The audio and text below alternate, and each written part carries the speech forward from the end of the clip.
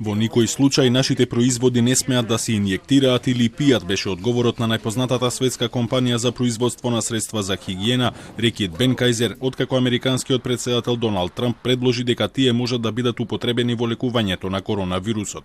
По стотици илјади коментари на социјалните мрежи и осудувачки изјави од медицински професионалци ширум светот, компанијата која ги поседува најпродаваните брендови за хигиена во САД им порача на своите потрошувачи нејзините продукти да ги користат според упатствата и за намената за која се произведени. It's important for us to have clarity about how products are intended for use. And so very clearly, disinfectants are not intended for ingestion, either by mouth, by ears, by breathing them in any way, shape, or form. And doing so can put people at great risk.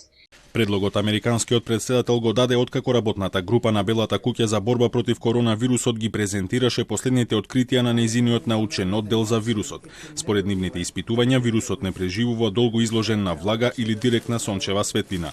Тие исто така го испитале и дејството на средствата за хигиена врз вирусот. We're also testing disinfectants readily available. We've tested bleach, we've tested isopropyl alcohol on the virus, specifically in saliva or in respiratory fluids. And I can tell you that bleach will kill the virus in 5 minutes. Isopropyl alcohol will kill the virus in 30 seconds. Од тука излезе идејата на американскиот претседател за нивна медицинска апликација. Knocks it out in a minute, 1 minute.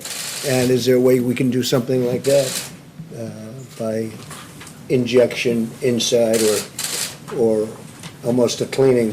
Белата куќа веднаш се обиде да ја минимизира штетата, потенцирајќи дека претседателот постојано ги советувал американците да консултираат лекар во лекувањето на вирусот и ги обвини медиумите дека ги извртуваат неговите зборови. Од почетокот на епидемијата во земјата заболеа повеќе од 900.000 американци, а бројот на смртни случаи достигна 51.000. Рестриктивните мерки за ограничување на ширењето на вирусот кои ги воведоа федералната и локалните влади се покажаа кобни за економијата, па по неколку дневни протести неколку сојузни држави самостојно започнаа нивно укинување.